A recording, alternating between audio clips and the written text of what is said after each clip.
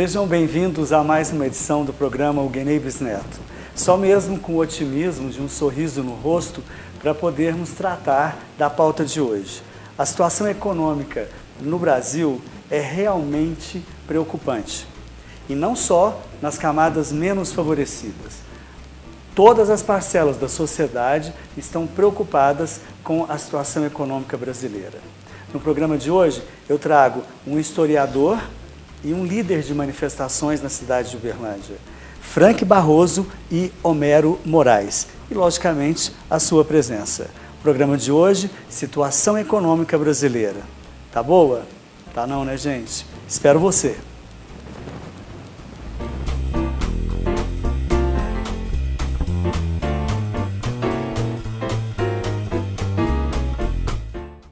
Começa aqui mais uma edição do programa Uguenei Bisneto, no seu canal 15, o canal da gente. O nosso programa de hoje leva até você mais uma pauta. E a pauta de hoje eu tenho certeza que irá atingir não apenas você, a sua casa, atinge todas as camadas sociais, sobretudo as camadas mais favorecidas. Por incrível que pareça, estamos todos preocupados com a situação econômica do nosso país. Eu trouxe dois cidadãos, como eu também sou um cidadão, preocupados com o problema do Brasil. Ou melhor, o problema não, são vários problemas. Mas a economia como um todo acaba sendo um problema que gera vários comentários. Eu dou boas-vindas ao Frank Barroso, que é líder de manifestações populares na cidade de Uberlândia e membro do movimento Cidade Futura. Seja bem-vindo, Frank. Bem, é uma honra estar aqui para discutir um tema tão importante, né, para a vida das pessoas e para a vida do nosso país. Muito obrigado. E Homero Moraes, que é historiador. Seja bem-vindo, Homero. Obrigado. Também quero agradecer essa oportunidade. Bom, como nós já havíamos conversado fora do ar, a situação econômica brasileira, como eu disse, ela está atingindo todas as camadas. Eu queria que vocês dessem um parecer como cidadão de que maneira que está atingindo a vida de vocês. Por favor, Homero. Eu acho que todo mundo acompanha os telejornais e, como você disse, todos nós somos trabalhadores, somos cidadãos e a gente tem ficado atento a todas essas mudanças.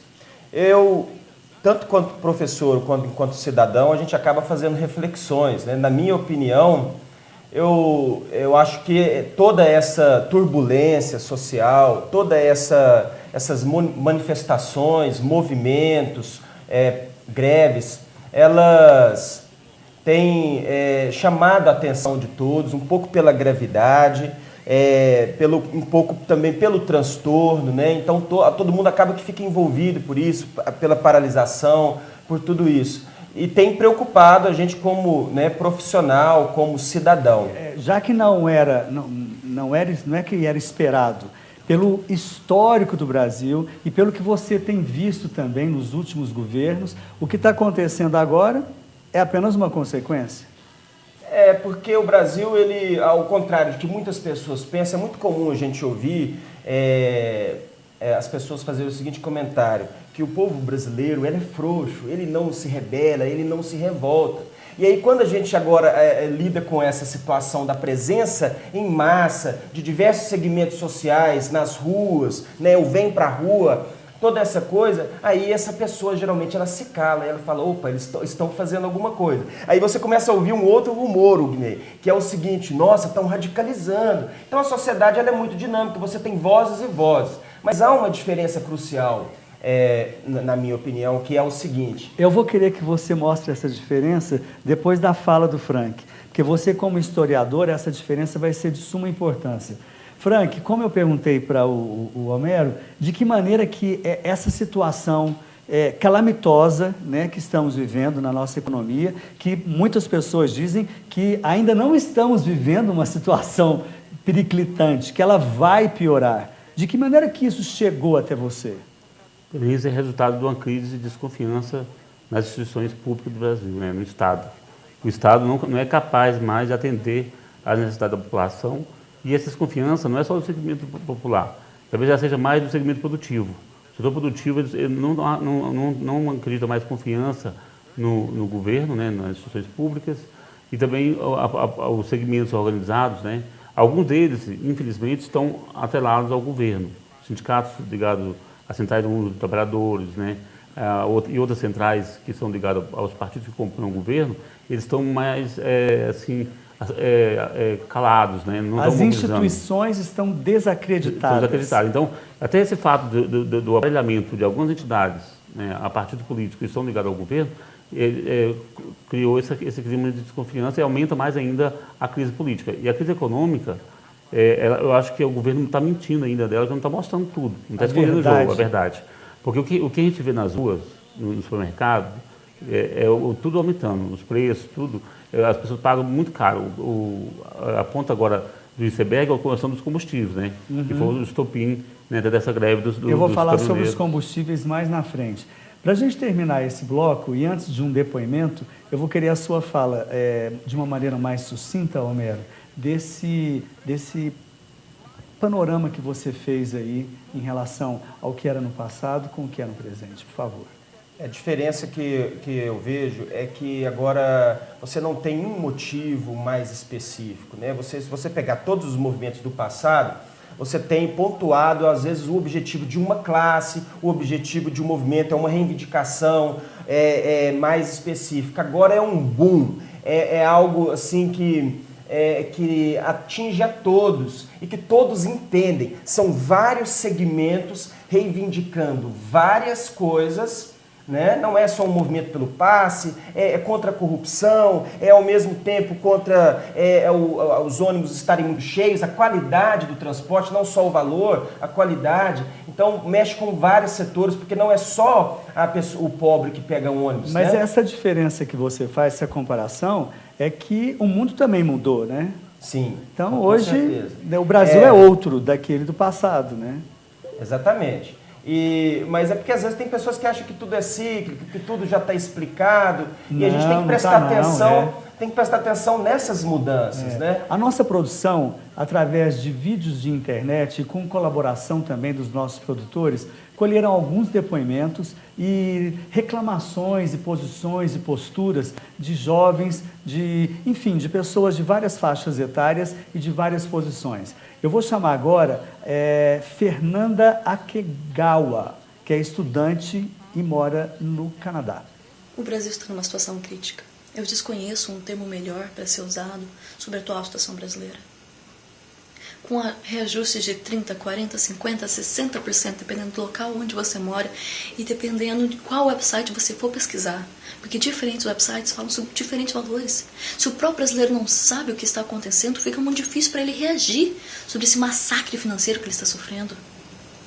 Aqui no Canadá, país onde eu moro, nós pagamos 15% de taxa na maioria das coisas que nós consumimos. 15%.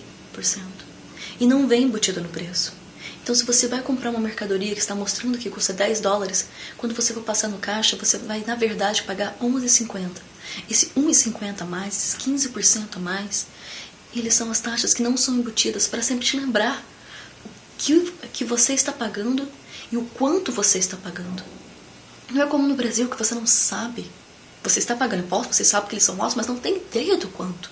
É impressionante a fala dela, porque realmente nós desconhecemos a quantidade de impostos, taxas, encargos tributários que o brasileiro paga, não é mesmo? É verdade. E justamente essa questão da transparência que falta, né, no Brasil. Transparência. Transparência na questão do cobrança dos impostos, né? E outra coisa, os órgãos de tributação, eles são muito duros no Brasil.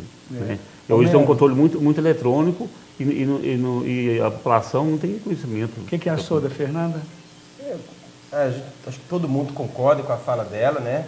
E essa questão econômica, como você começou essa entrevista, eu acho que eu vejo que, pelo menos, para não falar durante o regime militar, pelo menos do regime militar para cá, a gente tem quase 50 anos de espera, sabe? Eu acho que a sociedade está esperando, continua, e aí agora parece que o tempo de espera acabou.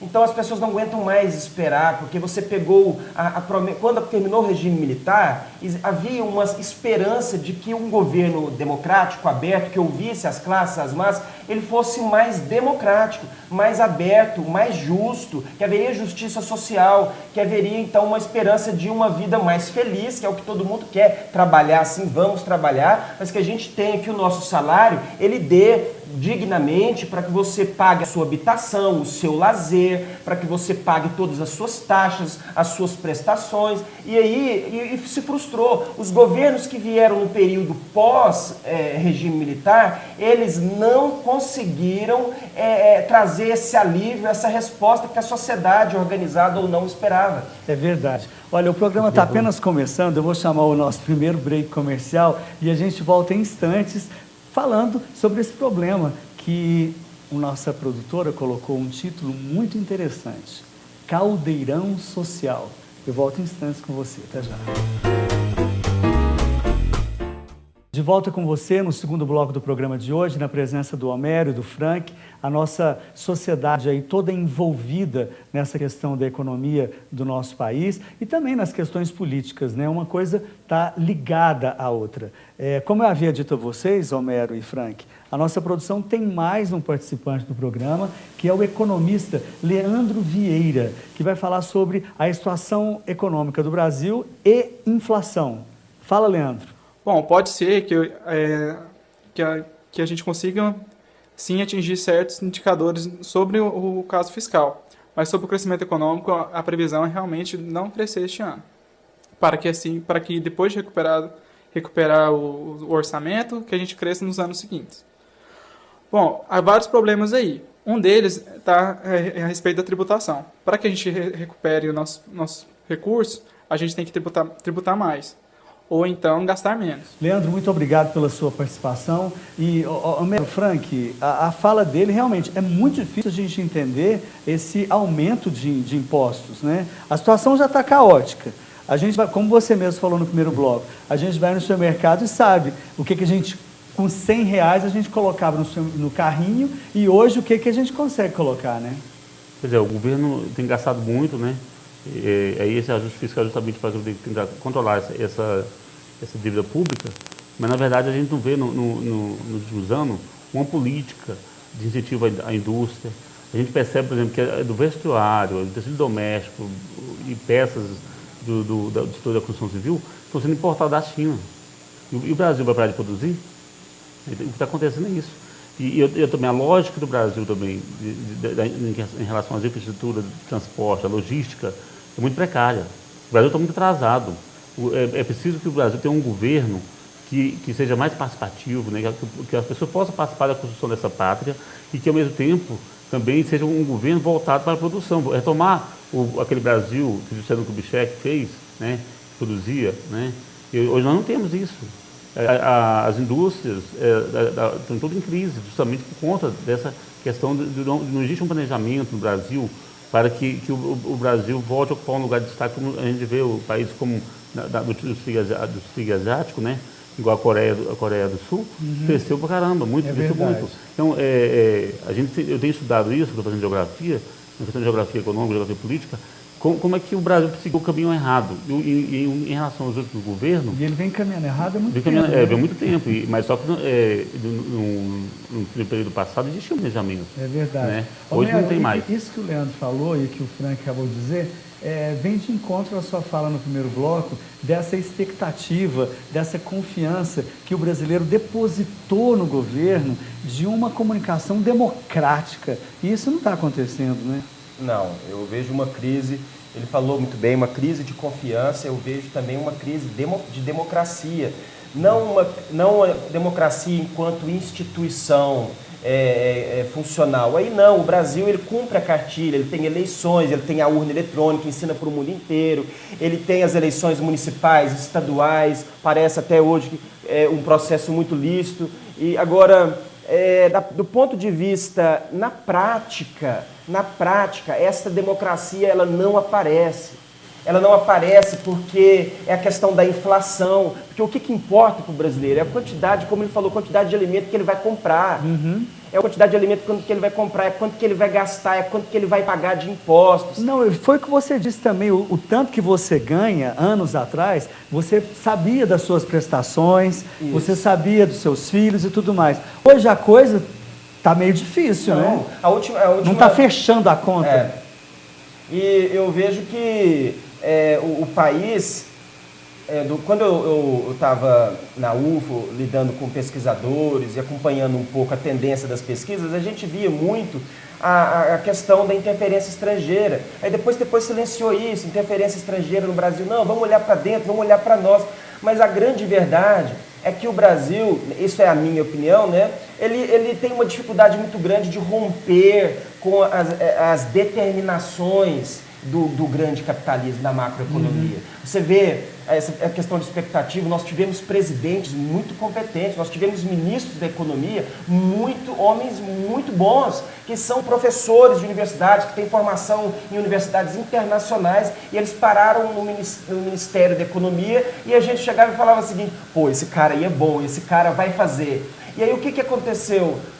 Aí vinha inflação, aí quando não era inflação, era um caso específico, era um outro processo, interferência de governo. Então mudava os planos de fundo, mas a mudança nunca vinha. Então eu sinto que o brasileiro foi sendo engambelado, enganado ao longo mudando governos, mudando nomes, mudando planos. E continuando do mesmo jeito. E continuando do mesmo jeito. Frank, você como líder de manifestações populares na cidade de Uberlândia, o que você achou recentemente da passeata dos caminhoneiros aqui na cidade de Uberlândia, que não foi mérito nosso, isso foi no Brasil inteiro, e ela continua, né? Eu achei importante, porque é um segmento que vem sofrendo, né, com aquela questão que eu coloquei, da ineficácia das instituições públicas, que não atende as reivindicações dele. A questão, um do que eles colocaram, a questão do imposto, do combustível, né, mas tem outras questões que diz respeito à profissão dele, da carga, né, na rodovia, a questão da jornada de trabalho. Então, é uma categoria que é explorada. A insatisfação já vinha. Geral, né? Já vinha há muito tempo, e aí chegou num ponto que você tem que botar na prática. E é interessante que resgata a mesma lógica da manifestação de 2013. Esse Vem Pra Rua nasceu em 2013. É verdade. Então, esse sentimento eu acho que ainda está preso no brasileiro, e eu acho que ainda vai eclodir uma grande revolta popular para poder mudar esse país. A gente lembra da época da Revolução Francesa, né, professor? O que acontecia naquela época? Eu acho que a sorte é que eles aposentaram a guilhotina. Nós não temos guilhotina, né? Mas olha, a gente vai terminar esse segundo bloco com imagens dessa manifestação dos caminhoneiros na cidade de Uberlândia. E a gente vai começar o terceiro e último bloco com o Homero contando de um sonho que ele teve. Mas antes a gente vai ver a manifestação dos caminhoneiros e eu volto no próximo bloco. Até já.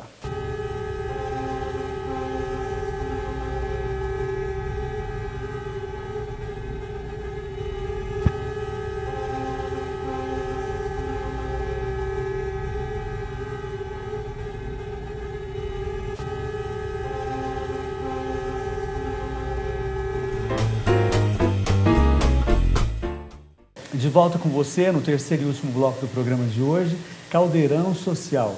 A efervescência da economia está fazendo pessoas que antes não refletiam, estão começando a pensar, né? Porque antes a gente falava assim, não está me atingindo, ou atingia e a pessoa ficava meio inerte, né? Hoje está todo mundo na ativa. As redes sociais ajudou muito. Muito, né? As redes sociais é uma característica muito boa. A comunicação por telefones, as redes aí estimula as pessoas porque elas veem o movimento. O povo gosta muito do número. Então, você tem um grupo muito grande envolvido com isso, ele fala assim, opa, eu vou fazer parte disso. E a rede social, ela dá isso de graça, né? Facilmente você tem 1 milhão de views, você tem 1 milhão de participação, e aí, então, as pessoas vêm pra rua, tá aumentando, vou lá. E aí as pessoas fazem política, conversa, faz amizade. Essa comunicação está sendo positiva. Você, como líder de manifestação, Frank, muitas pessoas te abordam, né? Sim, a gente é muito cobrado e qual a posição nossa em relação ao governo municipal, ao governo estadual, ao governo federal, à situação política. A gente é muito solicitado para isso, para dar opinião. Agora, a questão fundamental, eu acho que o sistema político nós temos, né? Se continuar esse modelo, não dá para ter mudança dentro dele. É por isso que existe um movimento hoje, organizado por movimentos sociais, que tem a participação também da CNBB e da OAB, que reivindica essa reforma política, eleições limpas. O modelo de financiamento das campanhas tem que mudar. Essa forma de fazer política precisa mudar. Antiquada. Agora, com relação a as manifestações, tem crescido porque hoje a informação é muito mais fácil. Hoje o fluxo de informações é muito rápido na internet. A internet ajudou muitas pessoas a ter acesso à informação e também a poder escrever e se manifestar. É e as redes sociais, você pode montar um blog, né, facilmente. Então, hoje é muito fácil as pessoas ter acesso à informação, fazer mobilização e fazer fóruns, né, na internet de reuniões. Você não precisa mais se deslocar para os estados fazer uma mobilização nacional. É verdade. Em casa a gente faz isso. Em casa você faz. Então, isso aí são cidades em rede. Né? Perfeito. São grandes. Vamos ouvir, então, o sonho do Homero Moraes. Então, eu sonhei que eu estava num plenário de uma Câmara de Vereadores ou um plenário nacional. E quando eu acordei bastante empolgado e achei aquilo realmente muito importante. E já pensei rapidamente como é que seria possível eu me candidatar e tal. Mas aí o sonho passou e eu fui lidando com a realidade, conversando com as pessoas foram me demovendo a ideia, não mexe com isso não, você não vai ter tempo para a família e tudo mais. Aí eu pensei também na questão da vida do político dentro do parlamento.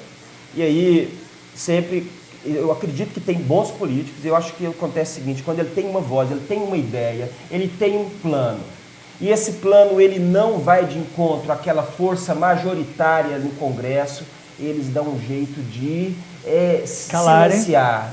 Não por força, necessariamente por força, mas por abraço, por amizade, por conselho. Mas se necessário for, a força estará também. A força do dinheiro, a força da coerção, diversas formas. E quando nada disso funciona, e se tem alguém com uma grande ideia lá, eu acho que eles podem também inventar, né? Nós estávamos comentando em off aqui que eu acho que existe dois tipos de corrupção.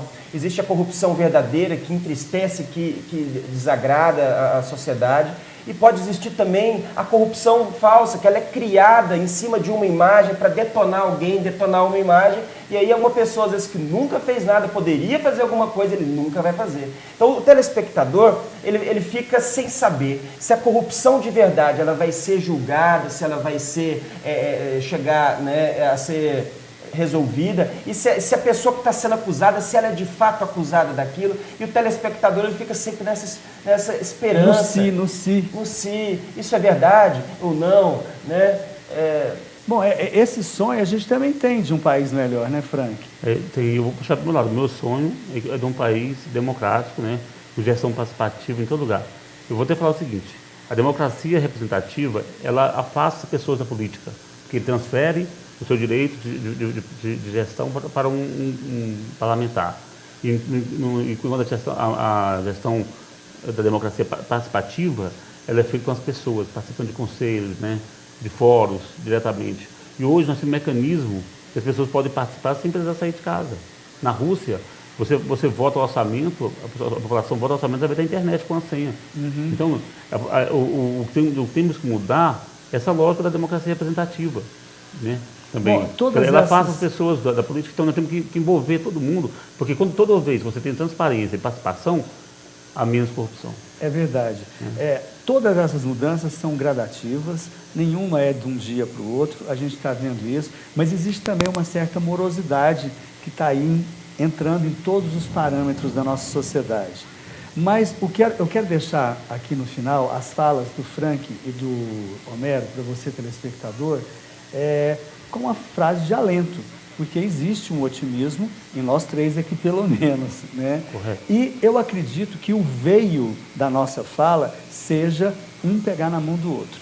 Através dessa corrente é que a gente vai conseguir chegar num país decente. Ó, deu até samba isso, hein?